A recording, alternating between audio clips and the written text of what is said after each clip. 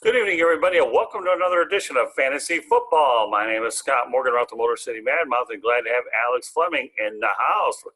How you doing, Alex? Celebrating this holiday season with a drink or two and relaxing. There you go. Well, Ryan Skolrud unable to make it tonight, but Alex Fleming has asserted himself as a regular on the broadcast, and I love the energy you bring, Mr. Fleming. So even though I don't have what you have, I have a cotton candy drink here, okay, no calories, but it certainly works for me. And I have a beautiful wife named Candy, who, by the way, will be covering the Jacksonville Jaguars and the Chicago Bears over the weekend. So you'll have a chance to meet her face to face. So what we're going to do tonight is we're going to go into some headlines of the week, and we'll go into some football games. Alrighty, I'll give everybody a little dose of news, and we can go from there. So, all right, first thing I want to talk about, Alex, is George Kittle returning the lineup after a 6-game absence. So, what are your thoughts about George Kittle returning the lineup? They need to shut him down. You don't want to risk another injury. Yes, he's been on the IR for quite some time, and I'm sure he's healthy. But what does this benefit? San Francisco's not going to the playoffs. They're the bottom man in the NFC West. The only thing he could do is risk injury, and he has nothing to prove. This is a bad move from the organization. Yeah, I'm not overruled with the decision either, to be honest with you. Now, 2 games left, you're not going to the playoffs, and yet you're going to put him out there. That move makes absolutely no sense whatsoever. So, all right, well, Dwayne Haskins is taking the first team reps for the Washington football team, and he's on track to start against the Carolina Panthers. He had his captaincy revoked, $40,000 fines, because he did everything you tell everybody not to do at the end, right? Okay, look, I'm not defending the kid. I'm not. Let's be honest. This is a 23-year-old kid who just got a lot of money and wanted to blow off some steam. Did he put his coach at risk? Absolutely. Did he put his players and teammates at risk? Absolutely. Please tell me or show me a 23-year-old who didn't do anything stupid. I'll wait. Right. Some of the criticism on this kid is just too much to bear, and it's disgusting. Is he a knucklehead? Yes. Did he deserve the punishment? Yes. He's 23. Let's move on. Well, I get the feeling that the Washington football team may be moving on from him in 2021. For some reason or another, my feeling is that Ron Rivera wants to bring in another quarterback, and this did not help Dwayne Haskins' case for staying in Washington, D.C. It really didn't.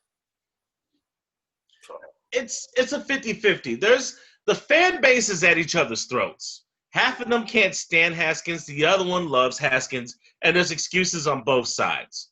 If his play matched his ignorance off the field, we wouldn't be hearing about this because no one says anything when Alex Smith stinks up the joint. Here's the problem, though. Alex Smith, who's been playing softer competition, has more victories than Dwayne Haskins, who's been playing teams over 500. So if we're going to keep it real, right. Haskins has played tougher competitors, especially Baltimore.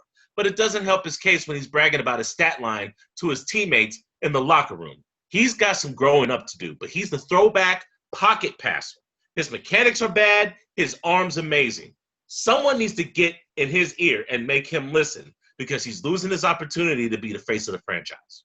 No question about it. Okay.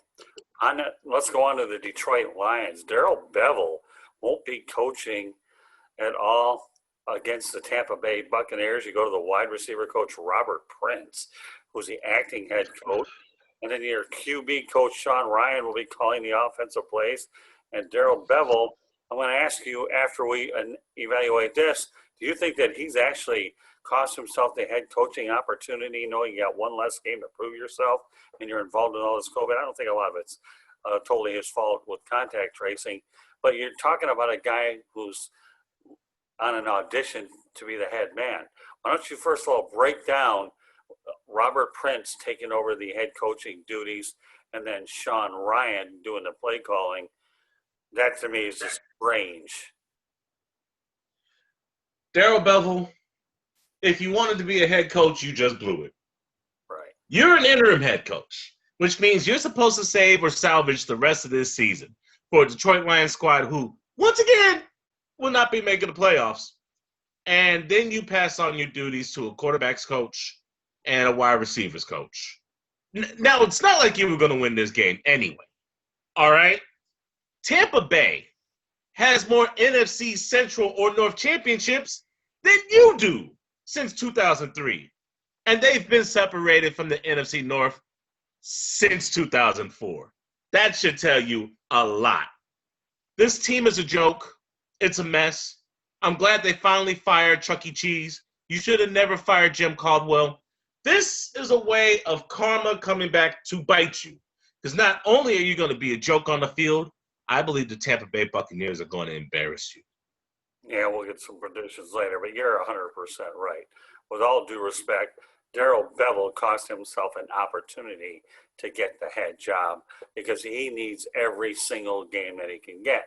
Now, albeit the first couple of games, he beat the Bears, and of course he was competitive the following week. But then the Titans are making everybody look bad, so it doesn't really matter. But then you have the Tampa Bay Buccaneers, who are definitely the type of team hungry to get in the playoffs. And I remember this rivalry dating back when they were as Chris Berman would say, the NFC Norris. I don't know if you know anything about the NFC Norris. Chris Berman nailed that nickname he did. So you, like myself, agree that Bevell cost himself an opportunity by not being on these sidelines this weekend. Absolutely. So you got to wonder, you might as well have Matthew Stafford as a player coach. I don't think you can do any worse. It's a waste of time talking about the Detroit Lions. They've been awful since I was young. Well, you want a little trivia question? The last time they won a championship was on my birthday, but 1957, 5 years before I was born. And by the way, Alex, I will be turning 58 on December 29th on Tuesday. So it's been a long time, one playoff win in a lot of years against the Dallas Cowboys, and that was about it. And I happen to have Leon Searcy on our broadcast earlier in the week with Mike Brodsky, our colleague up in Jacksonville. Had a good broadcast there. So, all right, well, you had enough opportunity to talk about Jim Caldwell. Let's go to the Houston Texans, where they have interviewed Marvin Lewis and Jim Caldwell. It sounds like to me these two interviews, they're looking to find some experienced coaches with good track records when everybody thought for a while Eric Bieniemy could have been the hot choice. But I actually think that this decision to hire to interview these guys would be good when you have two veteran coaches there. They need to stabilize that ship in Houston. And we all know full well that Jim Caldwell worked well with Matt Stafford. And who do you have? Deshaun Watson. So what's your take on Lewis and Caldwell interviewing for the Texans job? I don't have a problem with it. I'm actually for it. Here's my problem that I have with the entire situation. What took so long? Why both minority coaches? And is this just for show? Is this fashion? Or are you actually sincere in trying to change the culture that's been around in Houston for quite some time? Caldwell should have never lost his job in Detroit. I've already mentioned that. Marvin Lewis, he didn't have much to work with in Cincinnati, but on that same token, you don't have one playoff victory. In the 14 years that you were in Cincinnati, you don't have one playoff victory. I really don't think you're the best fit for the Houston Texans. I'm not trying to hate. I'm just saying your record speaks for itself. Regular season, you could be a great coach, Marvin. Postseason, flop. So I don't have much faith in Mr. Lewis, and I don't want to see head dressing. If you're going to interview Jim Caldwell just to hire another coach, save us the time and the drama. Yeah, but to Lewis's defense, you have Mike Brown and the Cincinnati Bengals, who are not known for spending a great deal of money. So I think he made the best of that situation up in Cincinnati. He really did. And since he left, they haven't been relevant. That ship has sunk pretty well, albeit they have now the quarterback in the future with Joe Burrow. But I think both are good interviews. And if I had to put my money on which one I thought deserved that job, I would go with Jim Caldwell. I really would. But I would go with Caldwell as well. Yeah, I mean, you need two guys to stabilize a ship that Bill O'Brien wrecked. They need to get that thing stabilized a little bit over there, and I think either of those two candidates, but again, particularly Jim Caldwell, would be the ideal fit. And with all due respect, when you leave the Detroit Lions, you never get a head coaching job when you leave. So I'm hoping that Jim Caldwell will break that trend. Although I thought for a period of time Jim Shorts had an opportunity to get a job, but when he was with Philadelphia Eagles, the only thing that stopped him was Philadelphia's success in the playoffs, where he couldn't get an interview quick enough. And I thought Jim Shorts could have broken it. So, all right, well, let's talk about the San Francisco 49ers again. Josh Rosen has been signed off the Buccaneers practice squad. For some reason or another, I like this. I really do. I don't think Josh Rosen has had a fair opportunity with either of his two stops. I'm not counting Tampa. At least he had a chance to be in the practice squad. May have learned something from Tom Brady. But when you think about the fact that Arizona drafted him, traded him after a year, didn't really get what I consider a fair shot in Miami, maybe they have something here. And if I think Josh Rosen can learn under Kyle Shanahan, you might find yourself a good insurance policy, a good quarterback down the line. But what's your take on this, Alex, about Josh Rosen going to San Francisco? This is his fourth team. Arizona didn't work. Miami couldn't beat out Fitz or anybody else. Tampa, practice squad. Now he's in San Francisco behind Jimmy Garoppolo whenever he does come back, and Mullins and C.J. Beathard. Unfortunately, his mouth can write checks that his butt can cash. He has money, had money. Family has money. That's probably why he imbides the arrogance that he has. Right. Maybe if he humbled himself, I would like him. But I'm not rooting for this kid. He had a big mouth on draft day, said 9 other teams made mistakes, and what has he done since he's been in the NFL? So you know what? Shut up, go to practice, impress somebody, because you haven't impressed anybody. I don't even think your family's impressed. All that money can't buy you class. True, but I don't know if I really totally count Tampa as a stop, so it was a practice squad thing. But I understand he's been with 4 teams. No debating that. So you ready to start picking some football games, Mr. Fleming? Let's do it. You won't have any more opportunities to tell ourselves what I told you so unless we get the first ones wrong, and we could do it in person over at TIA Bank Field. So, all right, we're going to start with the Friday tilt, Christmas Day. Minnesota Vikings 6 up, 8 down against the New Orleans Saints, 10-4. New Orleans needs this game. 2-game losing streak. Tampa's peeking around the corner, seeing if they're going to slip. Their nemesis, Minnesota, has been a thorn in New Orleans' side. The first time Minnesota was a thorn, it was the Minnesota Miracle with Stephon Diggs. Right. The second time, I'd like to say I was too preoccupied with the lovely lady on a Sunday afternoon. But when I did wake up from our nap, I saw that Minnesota was giving it to him, and Kyle Rudolph scored the touchdown in overtime. New Orleans has a Minnesota problem. They have an NFC South problem. And if they lose this game, they fall to 3rd, maybe potentially 6th, because Tampa Bay is breathing down their neck. Look for the New Orleans Saints to do everything possible to win this game. I got New Orleans. Yeah, I've got New Orleans too.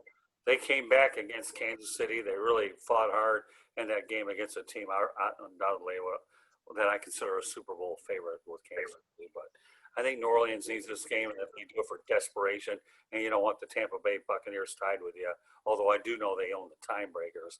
But you want to be playing your best football these last 2 weeks, and I think New Orleans is a win out in the Mardi Gras City. All right, well, you alluded to this one earlier. Now we're going to talk about it now. The Tampa Bay Buccaneers 9-5 against the Detroit Lions 5-9. And, I always used to like watching Abbott Costello, who's on first, what's on second, all that business. Well, we can liken this whole situation. We know that there's no defensive coordinator for the Lions. You have no offensive coordinator, head coach. And we're going down the depth chart about who you really have. So you've already indicated you feel that the Tampa Bay Bucs are going to beat the Lions. Now I'm going to ask you how bad. Tom Brady is motivated. He's heard some of the commotion that people have said because he's not deaf. Nothing gets past him. He doesn't have deaf ears. I wrote in an article about 2-3 weeks ago that it was long overdue that they got Antonio Brown into the offense. Look what happened last week. 46-yard strike, Antonio Brown. He's facing number 2 and number 3 corners. That's not good enough against AB. He's a fraction of what he used to be in Pittsburgh. What does that tell you? He's a bottom of the barrel number 1 wide receiver. He's going to be able to beat any of the secondary that Detroit throws at him. No Rojo. Don't have to worry about the running game because Detroit can't stop the pass. I see Mike Evans, Cameron Brate, and especially Antonio Brown having big days against that sorry Lions D. Tampa, big. Give me a rough idea how many points you think it's going to be.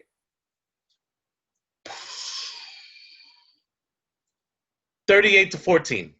Yeah, that sounds about right. The Lions secondary to me is like shredded cheese, and I think the Tampa Bay Bucks are going to shred the Lions badly. And to me, and yet it's a nationally televised game. So I guess Tom Brady's on display, and I feel bad for Matthew Stafford. He deserves a lot better than what he's getting, and I really hope if cooler heads prevail that, like you mentioned on our last broadcast, that Louis Riddick, I believe, is the right hire for that job. I really do. But we'll see whether or not they're about perception and reality. Yeah, the Lions are going to get blown out on Saturday. Now, yet Candy and I will be driving up to Jacksonville, so we may be watching the game, from a local sports bar where we wind up before we end up working the game on Sunday. Still got to watch them anyways because I have the bloodlines. I just think there's going to be a lot of blood. And you know what? I also agree with you, though. I think Antonio Brown, he's starting to learn the offense a little bit. If he gets in sync with Tom Brady, he could be dangerous later on for the rest of the year, maybe deeper into the playoffs. I think Tampa needs him. And I think Tom Brady would love nothing better to see him become a factor. I really do. And you know what? Look for Leonard Fournette to have a pretty good football game as well. Leonard Fournette's a guy that doesn't get the attention that he needs, but I think Leonard Fournette could be very tough to deal with. All right, well, how about Miami Dolphins? 9 up, 5 down. Las Vegas Raiders 7-7, and boy, what started out promising for the Raiders is sinking very quickly. Who do you have in this one? Here's the problem I have with this game. I'm all in on Miami, but it's in the Death Star. Vegas plays better in Vegas. Miami's on the road. Brian Flores deserves Coach of the Year. Yes, he does. Because I don't see him winning against the Buffalo Bills Week 17. They need to win this game to ensure they have a chance of making the playoffs because those Ravens are breathing down their neck. Right. I don't know why. I like the Raiders. Really? I can't explain it. Spidey senses, I can't explain it. Well, you might explain it to me on Sunday because it's being played Saturday. I'm going to go with the Miami Dolphins, and I believe the Buffalo Bills will beat them the following week. They need to get to 10 wins, and the AFC is brutal. It's going to be hard to get through that, but I also agree with you that Brian Flores deserves Coach of the Year. So I'm going to go with the Dolphins, and you're going to go with the Raiders. We're going to talk about it on Sunday. Hey, can I switch my pick? I'll go with the Dolphins. Yeah, I'll go with the Dolphins. You changed it? I'll go. But you don't want to hear from me on Sunday if you're wrong? Well, no, it's just that Vegas has let me down, and I was willing to gamble on them. But for some odd reason, the Dolphins have overcome a lot of adversity. And I was thinking, there's no Henry Ruggs for the Vegas Raiders, which means they only have to worry about Darren Waller and Nelson Aguilar and maybe Josh Jacobs. Josh Jacobs will be able to run. But if Marcus Mariota is playing and is not Derek Carr, Mariota's going to eat up a lot of Josh Jacobs' running ability. So, yes, I like the Miami Dolphins now that I think about it. Well, now that I think about it, I'm going to call you Alex Brett Favre Fleming because you're waffling. But okay, I'll take it for you because you don't want to hear from me on Sunday when you were wrong. Although, who the heck am I to tell you about being wrong? Since we've been on this broadcast together, if anybody's looking for predictions from me, save your money. I don't want to see you go back. They haven't been that good. I'm just glad I'm in the information business and not the prognosticating business, or I'll be in deep trouble. All right, let's talk about the Black Black Monday Bowl potentially in our neck of the woods. The Chicago Bears, Mitch Trubisky against the Jacksonville Jaguars, Gardner Minshew, and obviously big news since the New York Jets beat the LA Rams that the Jacksonville Jaguars have a shot at Trevor Lawrence. Now you have Allen Robinson facing his old team for the first time. So, and you have Matt Nagy against Doug Marrone. So we have a lot of different dynamics. And we'll start with this. Okay, do you think both of these two coaches are going to be fired at the end of the year? Yes. Yeah. I am a fan of Doug Marrone. Doug Marrone is a good man. He's a good person. But I believe his time in Jacksonville has either run out or they need a fresh voice for sunshine. I think he gets the most respectful resignation. And if they could keep him on, get rid of Walsh, and make Marrone defensive coordinator, I'm down with that because he already has the respect in the locker room. As far as Nagy is concerned, I thought you were an offensive guru. I thought you were supposed to be trained under Andy Reid. You switched from Mitchell Trubisky to Nick Foles quicker than people change underwear during the Holocaust. You cost your team a solidified chance at the playoffs.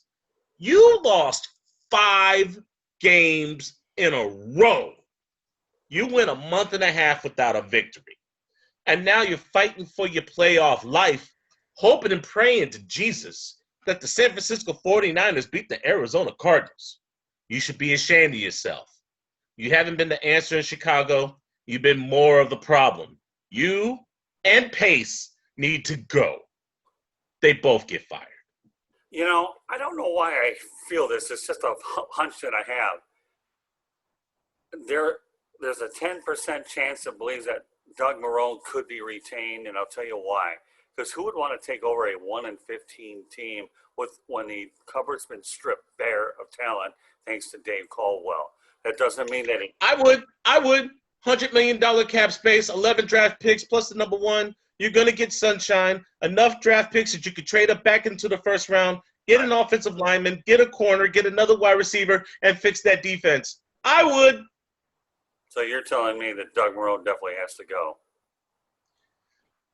I don't want to see him go, but I'm thinking the writing's on the wall. I think he knows. And he's done this gracefully. I think he either takes a step down or they fire him. I think instead of firing him, you should make him the defensive coordinator and get rid of Todd Walsh. He has got to go. Well, there's no question about that. I'll just say that Doug Marrone has a 10 to 20% chance of staying, and I'll go 80-20 on this. Because for some reason or another, let the GM go ahead and evaluate what he has there with Doug and say, listen, I'll try to go ahead and stack the deck a little bit for you and see what he can do. Because at least one thing you know about Doug Marrone is he has won in the playoffs with Blake Bortles, for God's sakes. If you give him anything to work with and you can see improvement, then maybe you retain him. But I'm going to say 20% chance that he stays and 80% that he goes. Nagy, on the other hand, 100%, he has to go for everything you talked about. I mean, you know, and you have some of these coaching trees, and I really don't like them.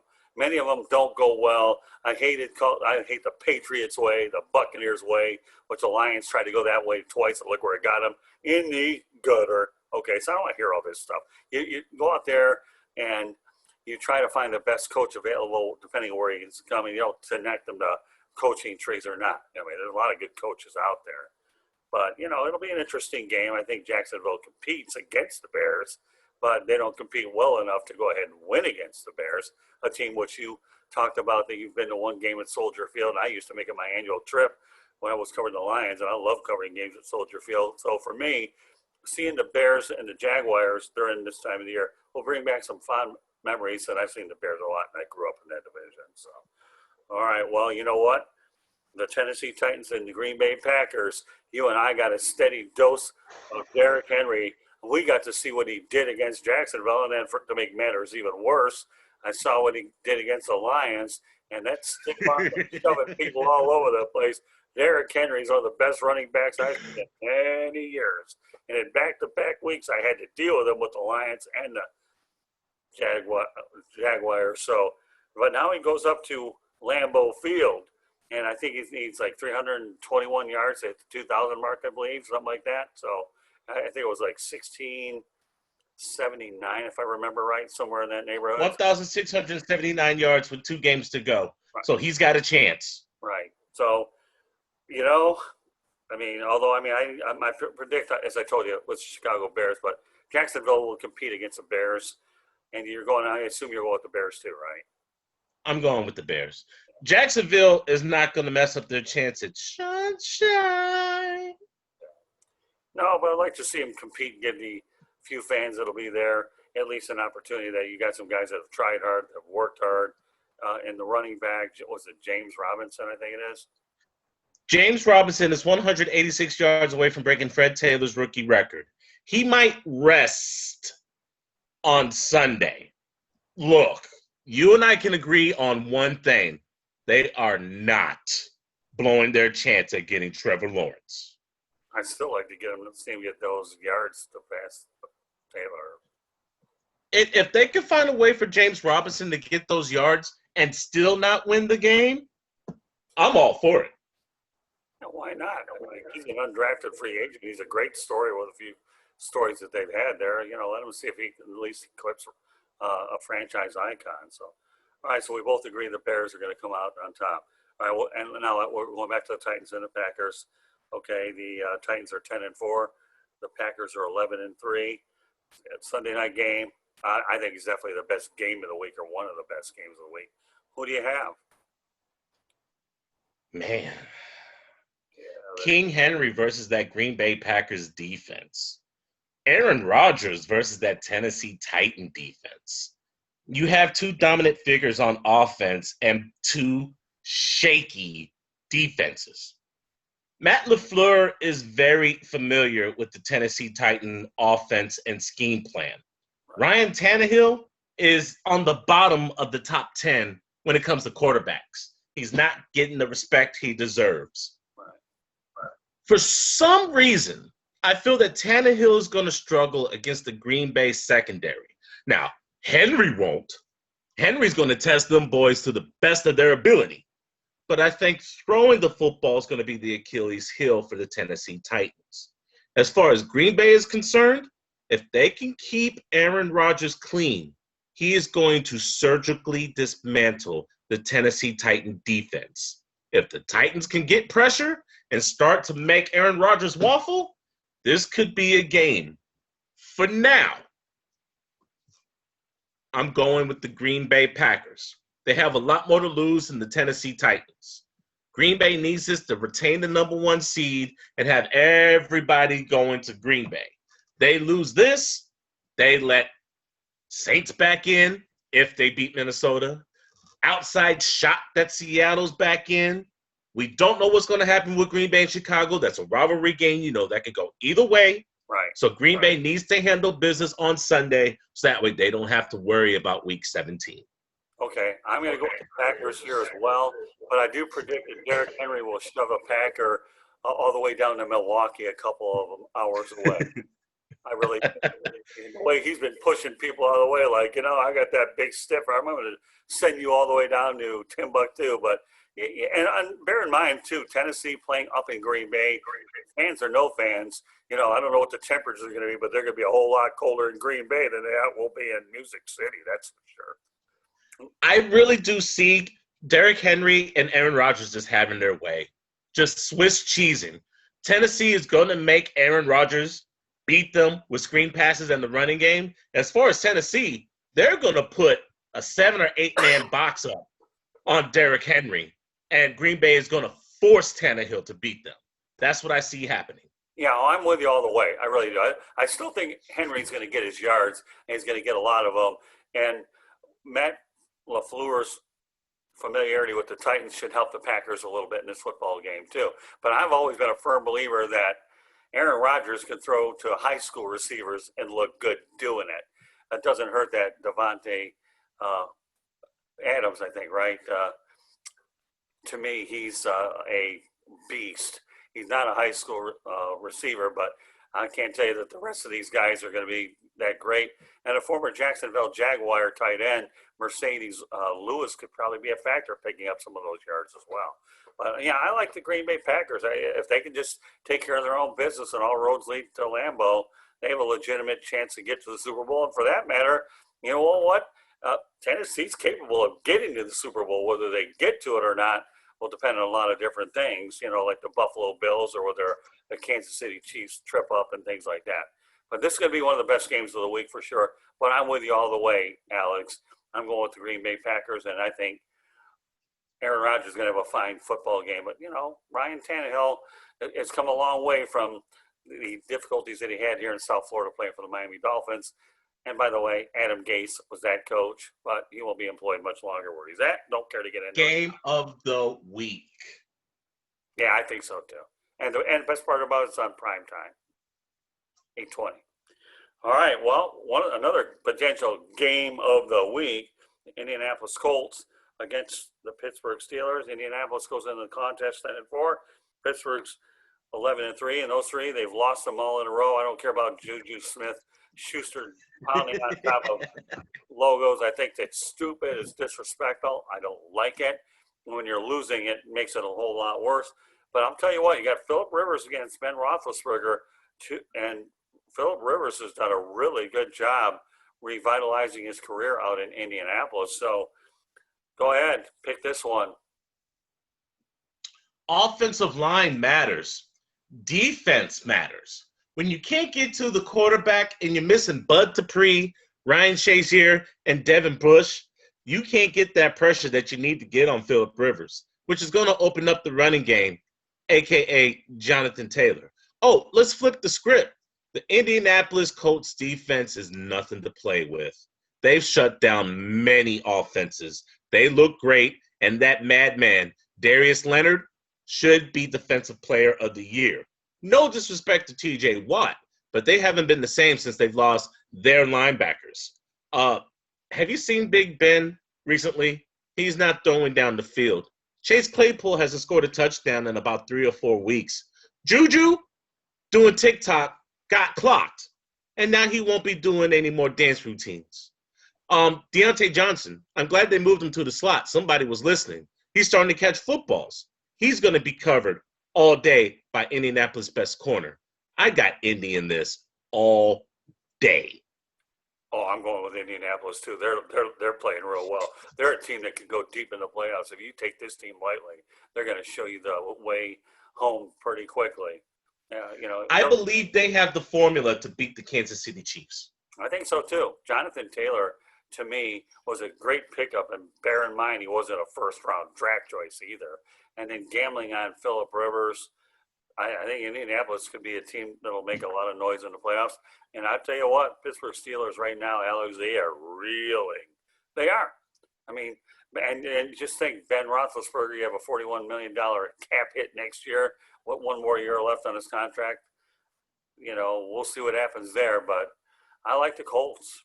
I'm with you. We agree on a lot of them today, even though you had to waffle to get to my side on one of them. So, but we made the right call. All right, a few more games to talk about. The LA Rams coming off their loss to the New York Jets, and who go into it 9-5 against Seattle Seahawks 10-4. This is an interesting football game, Alex. I can't believe this. How do you lose to the Jets? The Jets. Of all people, the Jets? Right. West Coast teams don't do good in the East Coast. Okay, fine, but it's the Jets. That had to be one of the worst wins I've ever seen in my life. I have a friend of mine who likes to say that the Los Angeles Rams are frauds. Not the defense, the offense. Right. Jared Goff is a fraud. Cam Akers, Malcolm Brown, Darrell Henderson, and that whole running game is a fraud. Tyler Higbee, part-timer, because he only shows up part-time. Cooper Kupp and Robert Woods get passes because Jared Goff is a fraud. Now you're facing Russell Wilson, who's tired because he's been carrying his team because his defense has been atrocious. Right. He had 121 yards last week against the Washington football team. Defense only made a couple of big plays. Bend but don't break, but Dwayne Haskins was playing. Seattle's offense versus the Rams' defense. We've seen this before, haven't we? The Rams won that matchup. Here it is, part two. I got Seattle for the division. Me too. No way fans are butts about it. To lose to the Jets the way they did, I'll tell you what, they lost a lot of respect from a lot of football prognosticators to lose that game. I just think that was a gimme game. It was. I think the problem with the Jets is they took them too lightly is what they did. They thought they could walk in there and do what they've got to do. And with all due respect to the Jets, so they have been playing hard. That game against the Raiders was a very, very winnable football game. And these guys here are playing hard. You think Frank Gore wants to see the end of his career go down with a 0-16 record? No. Okay? These guys are playing for pride. They're playing for their jobs. And they didn't want to join that 0-16 club with the Detroit Lions and the Cleveland Browns. And as a result, they found a team that was, I think, overlooking them. And they made the Rams pay. And everybody in Jacksonville, okay, they're excited about it. You know, Minshew Mania, can you imagine when you lose Trevor Lawrence, everybody said, Trevor Lawrence. But I have to say that there's a little irony as we go on to this thing before we have a few more football games.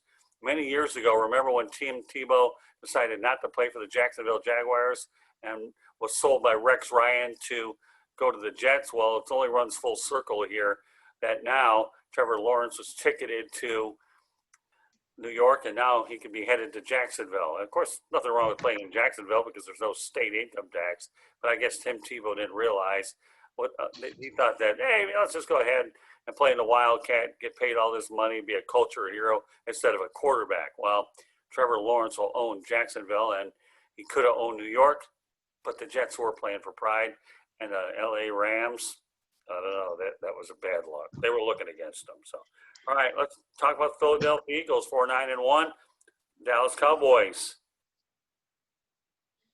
Fly, Eagles, fly.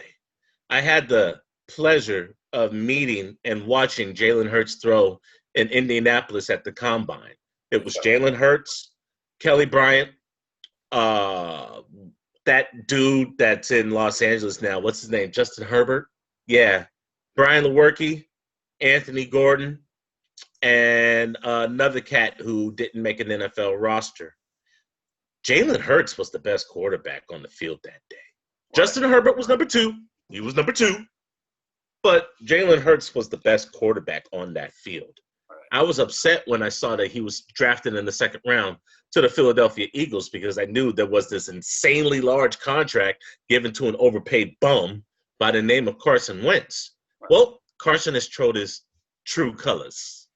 And now it's Jalen's show. And it's going to be Jalen's show. And I believe Jalen's going to show how dangerous he's going to be against the Dallas Cowboys. I expect the Philadelphia Eagles to blow them out. While they ruffled and fought against the Cowboys under Carson Wentz, this is going to be a one-sided ass-kicking. Jalen Hurts is going to dominate that Dallas Cowboys front seven. I expect Philadelphia to win this big. Yeah, I'm with you on Philadelphia as well. Jalen Hurts, to me, picked in the second round. And you know what? Not all your franchise quarterbacks are drafted in the first round. Ever heard of Tom Brady, sixth round? Okay. Ever heard of Joe Montana, third round? Okay. You get the drill. Okay. You ever heard of Jalen Hurts? Obviously, yes. Okay. And even Andy Dalton was not drafted in the first round, and he's had a pretty good career. He really has, you know. But Jalen Hurts, to me, if Carson Wentz is whining about being a backup, well, you wouldn't have been a backup if you had performed. And obviously he did. Of course, losing Frank Reich to the Colts didn't help matters. But you know what? Carson Wentz had a chance to perform well enough to keep the job. And when Doug Peterson's hand was forced to put in Jalen Hurts, he hasn't looked back, and he ain't going to look back. Remember, Doug Peterson may have won you a Super Bowl recently, but, you know, those Super Bowls only have a limited shelf life after a while, so you better make bold moves like you have to make. And drafting Jalen Hurts, to me, I think was definitely a wise decision. Two more games we're going to talk about. The Buffalo Bills 11-3 against the New England Patriots 6-8. I'm sick and tired of picking the Patriots, and guess what? I'm not picking the Patriots, although this might classify as being. Are you sure? Are you sure? Yeah, well, as Regis Philbin would say, that is my final answer. You picked the Patriots against the Rams, and I'm wondering why you would do that. Well, because I told you I'm not a prognosticator, so there you go. I just have one question for you. Sure. Who got Diggs? Stephon Diggs has 111 receptions, 1,314 yards, and 5 touchdowns. The king of the slot, Cole Beasley, has 79 catches, 950 yards, and 4 touchdowns. This is going to be the first season he reaches 1,000 yards. Ironically, Gabe Davis, UCF's own, only has 659 yards and 6 touchdowns. So he actually leads the wide receiver corps. Josh Allen, he's about to break 4,000 yards. He's got 3,978. You can eclipse that. Count that. He's got 30 touchdowns passing, 8 rushing touchdowns. He has 0 interceptions or fumbles in the red zone, facing a division rival that took 11 years to be dethroned. If there's anything in your head going New England's way, I hope I dissuaded you. No one circles the wagons like the Buffalo Bills. You didn't have to dissuade me on this one. I already picked the Bills in this one. You could probably have done it the other weeks, but not this one. No. I'm going with the Buffalo Bills. And we have another dilemma at quarterback. Will it be Cam or will it be Jared Stidham? Brian Hoyer ain't going to see the field. If I were going to make any kind of an educated guess, because I'm sick and tired of getting smoked by the Patriots for all the wrong reasons, I think if the Patriots were wise, they let Jared Stidham play the last couple of games to see what they have, even though they're going to be finding a good quarterback. And I got to tell you this, though. I was at the Boca Raton Bowl this week when BYU hammered Central Florida, and we got a pretty good prospect there. And who is that prospect? Zach Wilson. You got it. Ran for 5. He had 5 touchdowns in that game. And I can tell you right now, if the Patriots are looking for a quarterback, Zach Wilson could be a guy that I think could fall their way, because according to Mel Kiper, I believe he's the number 14 prospect. And if the Patriots draft, high enough, there's a shot they could get this guy. They could be looking at their quarterback in the future. But I've seen a lot of impressive quarterback performances over the years.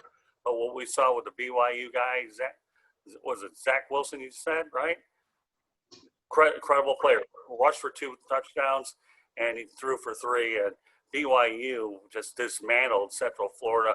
This game was over in the first quarter. And ironically, I'll tell you a couple of interesting points about that. So lesson number 1, if you're going to cover a bowl game, don't do it during COVID-19, because a bunch of us had to go to the end zone at the beginning, and then we made our way up to the press box later on, and I found another spot in the lunchroom area to watch the game, because I was sick and tired of being outside watching it from the end zone when they don't even have a table there. But you know what? It didn't matter where you were sitting, inside, outside. You knew full well you had a NFL quarterback from an institution, by the way, Brigham Young, who, once upon a time, I believe Steve Sarkisian played there, Mark Wilson, Steve Young, Ty Detmer. You get the drill. Steve Young, Jim McMahon, quarterback BYU, okay? This guy here that we were talking about, if the Patriots were smart and they look at film, they could be looking at the next quarterback, and I think they could have a good run with this kid. Impressed with his performance. But no, I'm going with the Buffalo Bills. Sorry, Patriots, I can't give you 3 opportunities to make me look stupid. You've already done it twice. All right, our final game of the night, San Francisco 49ers. I don't know if Josh Rosen will be in there or not, but they are 5-9 against Arizona Cardinals, 8-6. Arizona's playing for something, Alex. Arizona was my dark horse at the beginning of the season. I told people before the season even started, look for the Arizona Cardinals to make the playoffs and a dash in the NFC West. Recent reports have come out that DeAndre Hopkins hasn't been practicing. Here's the problem with that. DeAndre Hopkins is awesome. He's amazing. He doesn't need practice. 2 years ago, he didn't drop a pass. Yeah, he's pretty good. I'm going to treat this like Allen Iverson. We're not talking about a game. Not a game. Practice. Leave that man alone. Kyler Murray, second year, much better than the first. I like what he has to offer. Larry Fitzgerald finally caught a touchdown. Batman and Robin, Drake and Edmonds, they're going to run up and down on San Francisco because if Dallas could do it, I believe Arizona can do it. Arizona's fighting for a playoff spot. San Francisco isn't. Arizona Cardinals. I'm going Arizona Cardinals too, and if you don't believe that I'm making these picks here, I'll be more than happy to show you my notes come Sunday at the game, because I know you like to give me a hard time about that's the paper you got there that you're using. Yeah, of course I have to go ahead and prepare for these broadcasts, as you well know. And I'm going to tell you right now, Mr. Fleming, okay, your Allen Iverson, to me, impersonation is classic. So Ryan Skolrud, if you're looking for an Allen Iverson impersonation, Alex Fleming, he got it, according to Keith Jackson, and that's my impersonation. He got it. Unbelievable. So do you have any, so let me ask you, now that we've gone through our games, are there any other notes or NFL doings that you want to talk about right now, general manager interviews or anything that when you go into the off season, because obviously this is the final fantasy football broadcast of the year for us, that you want to get into about what we can expect to see during the off season? I expect Baltimore to get some more wide receivers to help out El Freaky Lamar Jackson. I expect Houston to bulk up the defense regardless of who they fire. I think they're going to make a shot at Eric Bieniemy. They're going to give him the keys to the castle and a Ferrari Testarossa to get him to lead Kansas City. I expect Matt Nagy to be fired. I expect Louis Riddick to end up in either Jacksonville or Detroit. I expect a lot of moves and shakeups in the NFC North, East, and South. I believe Raheem Morris might retain the division or be held on as defensive coordinator because he has Atlanta at least looking respectable, even though they're still losing games. 4 of my top 5 coaches have been fired or are on the hot seat. I need one more domino to fall. Whether it be Mike Zimmer or Adam Gase, I'm a patient man. I want to thank you for having me on Skull King Sports, East Meets West. I want to say happy holidays to everyone, and please, let's focus and pray for a happier new year. Yeah, this is a production of the South Florida Tribune combined with Skull King Sports. This is Fantasy Football. My name is Scott Morganroth, the Motorcycle Mouth. Tonight, I'm joined by Alex Fleming. Ryan was unable to make it tonight because of family commitments, but I'm still here. So just so you people know that this broadcast is a joint effort by Skull King Sports and the South Florida Tribune.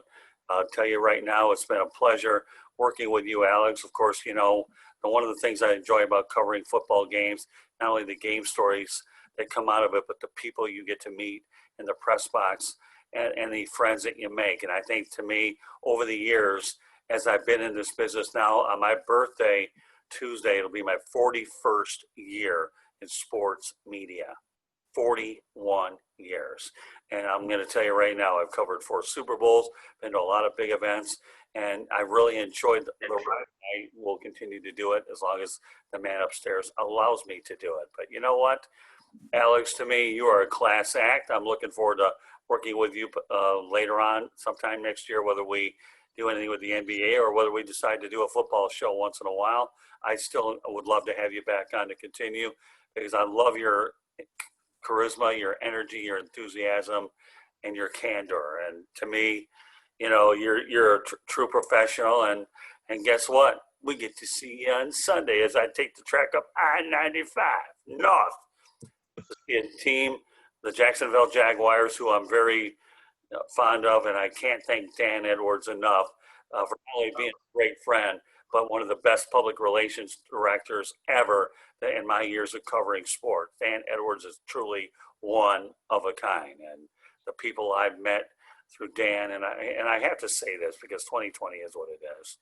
I do want to say one more time, rest in peace, David Levin, Alex Fleming, Mike Brodsky, okay, are a product of you, David. Without the Jacksonville Jaguars, I wouldn't be able to meet such incredible people. And, you know, to me, this is really what it's all about. Our goal here is to give you the best entertainment that we can and information, and you take it for whatever it's worth.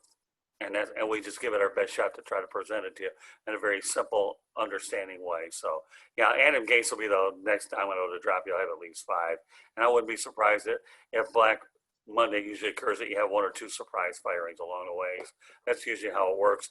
Robert Saleh and Brian DeBull, I think, are 2 hot coaching candidates as well.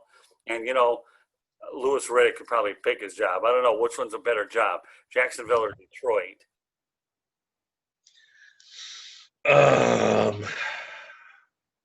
I'd go with Jacksonville. And here's why. $100 million, 11 draft picks, sunshine. You already got your quarterback. You got an edge rusher in Cleveon Chason. You got CJ Henderson. And you have Josh Allen. You have pieces in Jacksonville. Oh, and no state tax. That's why I would pick Jacksonville over Detroit. Yeah, and although I did watch him on Get Up today on ESPN, and Mike Greenberg put him on the spot about the Lions' job, and he did say, you know, I mean, he obviously hadn't been hired, but if he does get offered and takes that job, he would build around Matt Stafford, which wouldn't be the worst thing in the world. I think Matt Stafford has 2, 3, 4, 5 good years left in him, but give him the supporting cast that he needs.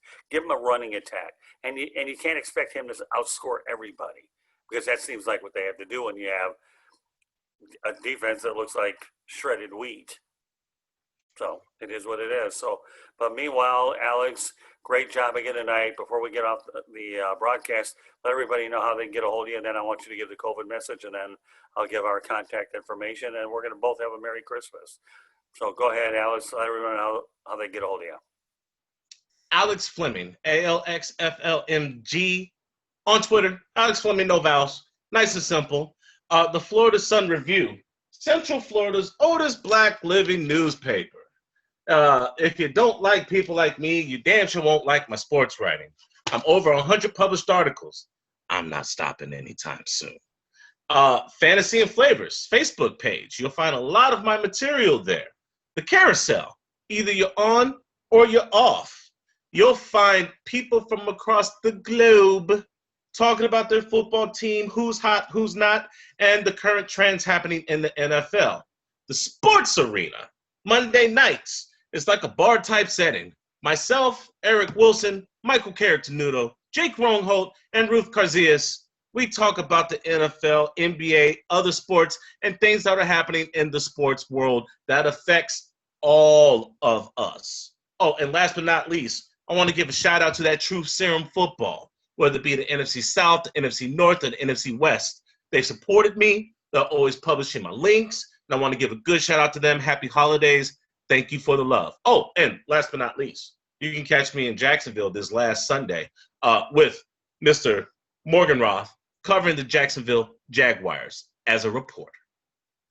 And a darn good one. So meanwhile, all right, thanks for following us here. On Twitter, you can follow us at Tribune South. It's at Tribune South. Feel free to go ahead and follow us on Twitter. You can find us on Instagram and Facebook. South Florida Tribune Gets It Done. Go to our YouTube channel. You can subscribe for free, South Florida Tribune. All of our broadcasts can be found on www.southfloridatribune.com. On that website, you'll find our media distribution partners, such as the Jacksonville Jaguars, among others, as well as columnists. And we also have a section for the Metro Detroit area, Motor City Monitor as well. But the broadcast can be found there as well. I think that's really great. If you want to email us at southfloridatribune@gmail.com. You want to find me on LinkedIn, Scott Morganroth Gets It Done. Be more than happy to connect with you there. And if you want to hear the audio version of the broadcast, a couple of the major players that we have here are iHeartRadio, Spreaker, Google Podcasts, Apple Podcasts, and Spotify, or wherever you get your podcasts. So, Alex Fleming, I want you to go ahead and give that COVID message, please. You do it so good. Wash your damn hands. Please wear a mask. It's not just about you. 330,000 people have left this planet. Yeah, take this seriously. 2021 is around the corner. Don't be that guy. We're almost out of this. It's always dark before the light. Wash your hands, think of others, try to be considerate. Happy holidays, Merry Christmas, and a much happier New Year. Yes, I echo those sentiments from Alex. Happy holidays, Merry Christmas, happy birthday to myself. I have to get that. And I also have to say happy anniversary to my wife and I, for which we got married on January 1st, 2017, when the Detroit Lions were playing the Green Bay Packers at Miller Park. Although we were at Friday's restaurant, so we didn't go ahead and freeze our backside off. All we did was wow a lot of family members that, yes, you can have a winter wedding in a baseball stadium and have a good time. So, yeah, we can only hope that 2021 is a lot better and that the vaccines that are out there ultimately get to us and they continue to work on COVID-19. Because I tell you one thing I do miss is the ability to go to major sports conventions. Southern California Sports Broadcasters is something that's very dear to me, as well as the National Sports Media Association, which is held out in North Carolina. So on behalf of Alex Fleming, my name is Scott Morgan, Roth, the Motor City Mad Mouth. Thank you for joining us here on Fantasy Football. Alex, I look forward to seeing you on Sunday. So God bless. We appreciate you doing this on Christmas Eve. It's been a whole lot of fun, and we hope everybody enjoyed it. So once again, on behalf of Alex Fleming, my name is Scott Morgan, Roth, the Motor City Mad Mouth. Thank you for joining us on this edition of Fantasy Football. And Ryan Stolroot, Merry Christmas to you and your family. Enjoyed doing the show. Even though you weren't here physically, you're not out of sight, and you're definitely not out of mind. So God bless Ryan and happy holidays, everybody, and Merry Christmas. Good night.